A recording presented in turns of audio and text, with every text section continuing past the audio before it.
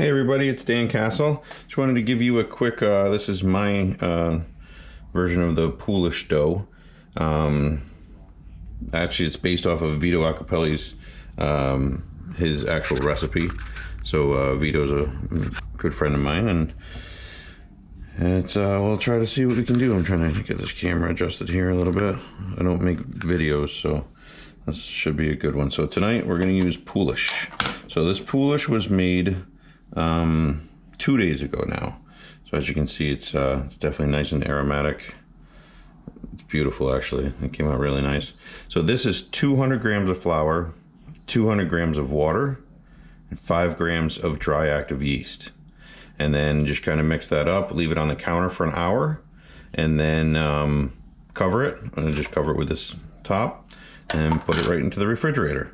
So we're going to start with, so this is for the actual dough now, so no more yeast. So now we're going to start with, this is 200 grams of water. So that goes right into the mixer as such. And then we're going to get our Poolish in there. Let me just wet my hand a little bit. When working with Poolish, the easiest way is put a little bit of water on your hand. Kind of helps it a little bit, because this stuff is sticky. So to get that into the bowl, can obviously use a utensil as well, but I just use my hands. Now I'm sure there's going to be 10,000 comments here as to how I'm making it, and somebody makes it different and so forth, but this is what I've used. This is what works for me.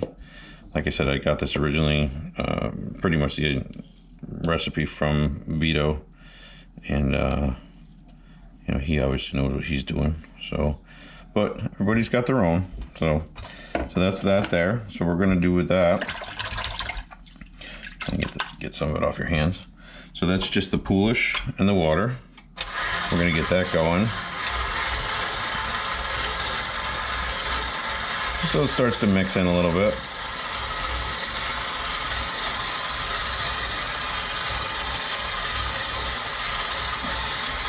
This is the 7-quart mixer, so it's kind of big for such a small batch. This batch will make about 3 doughs,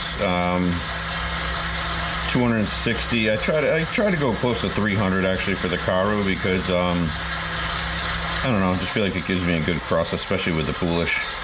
So I can go as, you know, to about for almost a 13-inch pizza, almost 300. So now we can add in the salt. And I know a lot of you are saying you don't add salt to yeast, but remember, this is not yeast. There's already flour in there. So between the salt, I've always been taught between the salt and the yeast, you want to have a buffer. So that buffer could be oil. In this case, it's already flour because it's already in there. So, and then we're going to start incorporating in 400 grams of flour. I'll see if I can find the link to Vito's video as far as, you know, the actual measurements, but this is 400 grams of flour. This is the 00 Pizzeria by Caputo. I don't particularly love this flour. I actually like the red bag a little bit better for longer fermentation, but I have a 50 pound bag right now from our lovely sponsors over at Brick Oven Pizza, or Brick Oven Bakers rather. So we're gonna let that mix up, and you're gonna see it start to kind of incorporate. And it's not a very wet dough, which is nice. It's a nice, I would assume probably between 65 to 70%, 65, 68%. Somewhere around there. I don't know the exact offhand, but comes out to be a really nice looking dough. So we're going to set a timer now for 10 minutes. I'm going to let this mix in here for 10 minutes, and we'll be right back. Okay, hopefully you guys can hear me. So we're about 5 minutes into the actual mix now, and it's starting to look really good. So what I do now, sometimes I it's still winter here, so sometimes I like to make pizza indoors instead of in the Karu. So what I'll do is just take, you know, a little bit of olive oil. You want something as a browning agent if you're going to use it indoors. So I'm just going to do probably about 5 to 10 grams. Not much. You want to slowly just add it in a little bit. And this is going to act as a browning agent, so if you do want to cook it in your home oven, then it's going to actually help it to brown up a little bit. And it's not going to affect the overall flavor. Just use a good, nice Italian, or not necessarily Italian, but I mean a good olive oil. And you've probably got about 5 to 10 grams there, but not much, just a little bit. You can also use malt. I do have a malt that I keep in my cabinet here. This is a Hoosier Hill, it's called. Premium dry malt diastatic powder. And you can use this if you want to too, and malt your flour, which in New York, you know, for New York style pizza, we do use malted flour, such as something like All Trumps or something like that. But for obviously for a Neapolitan pizza, we're gonna still, you know, stick with the 00. But as you can see, that kind of starts to incorporate really nicely. And we got about another 5 minutes, and then that'll be ready to take out for the initial first proofing.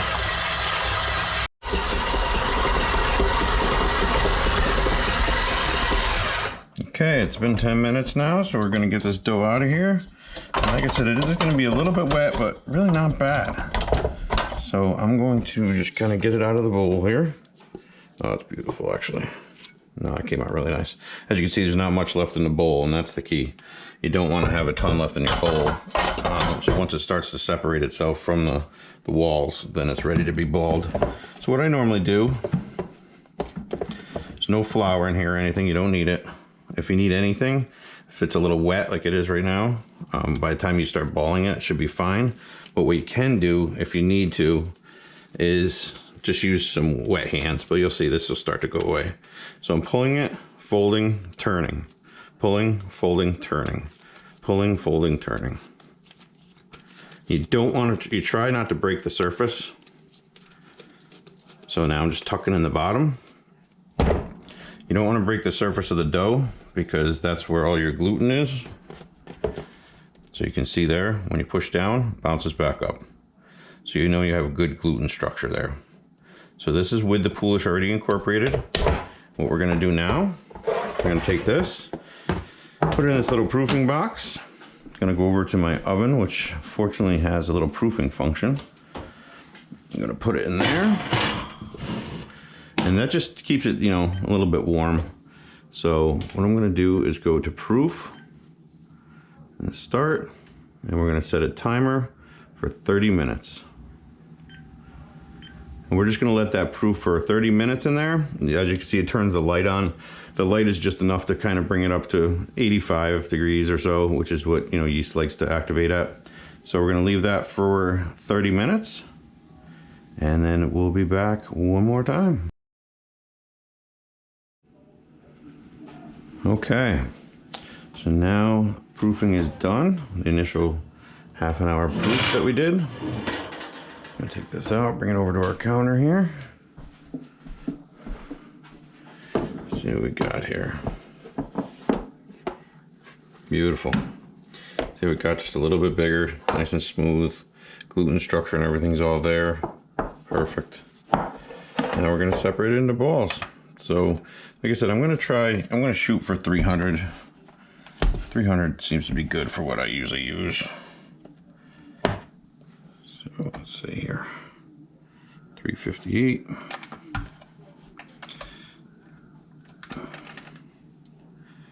332. I always end up with a little bit extra anyway, but I've seen the guys like Vito can do it too. You know, they do it like they're doing mozzarella, where they kind of, you know, ball it in their hands, but I can't do that. So that's 301, so that's perfect. What I try to do is, if you can, keep the bottom, well, what is the top now, is gonna try to, you know, ball it that way as well. Let's cut this one.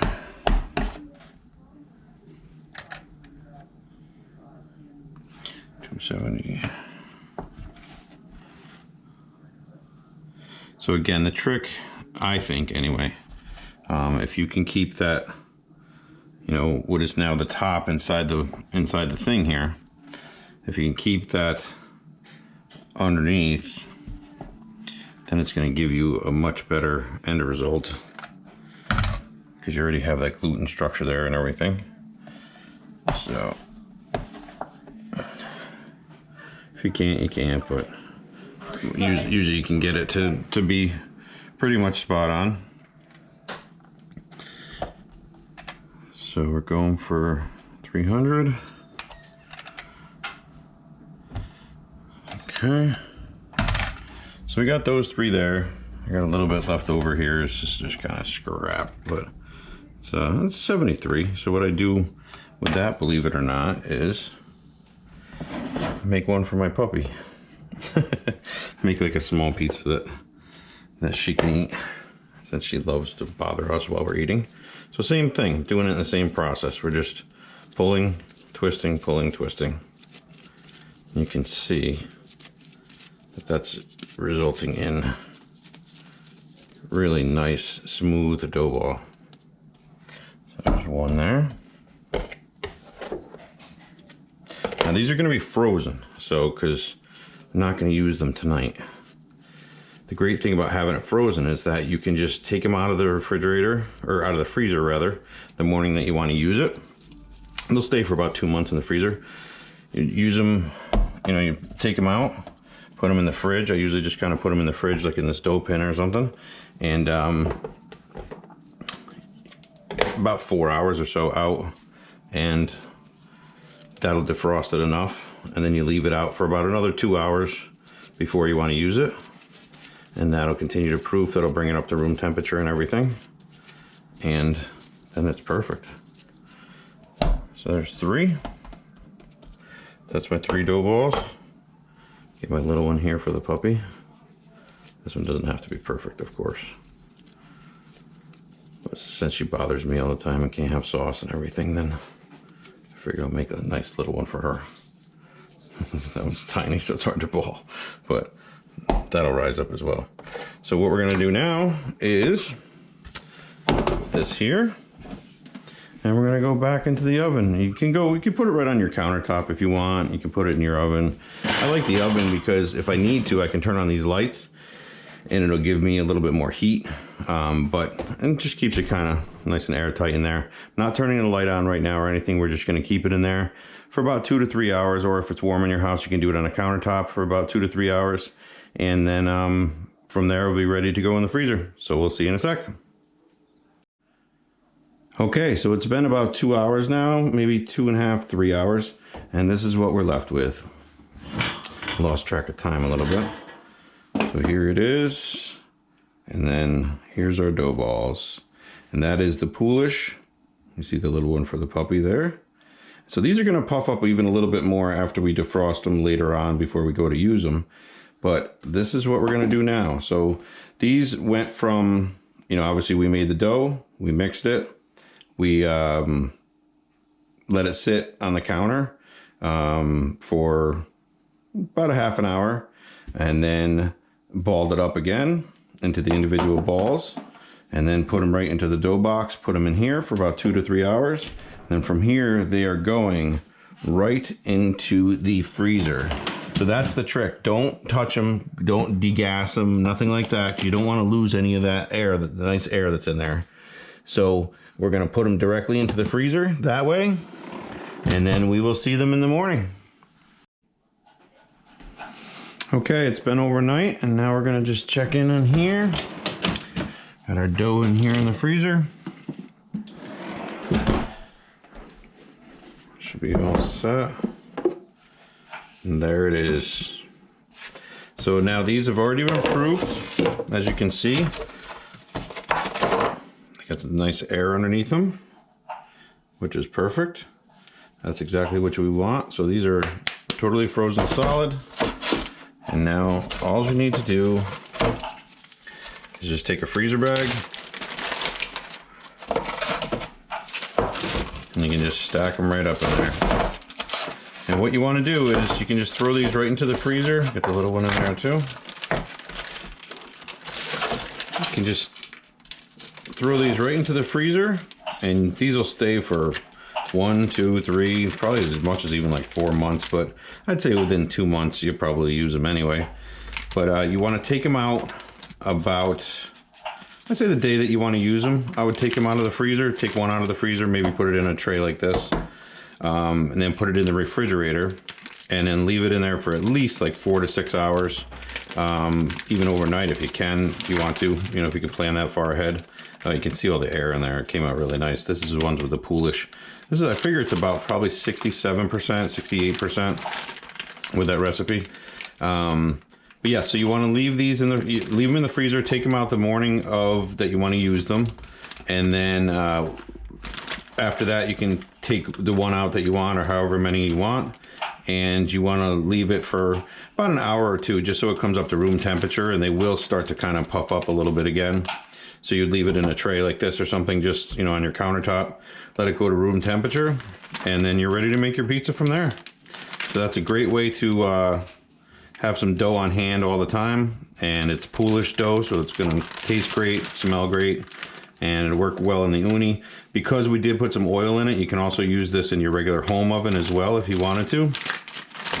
And just never put a cold dough in a warm oven. That's the key thing. So make sure that these come up to room temperature. You know, take them out ahead of time. Make sure they come up to room temperature. And then you're ready to get cooking. So I hope this helps. Thanks. Take care.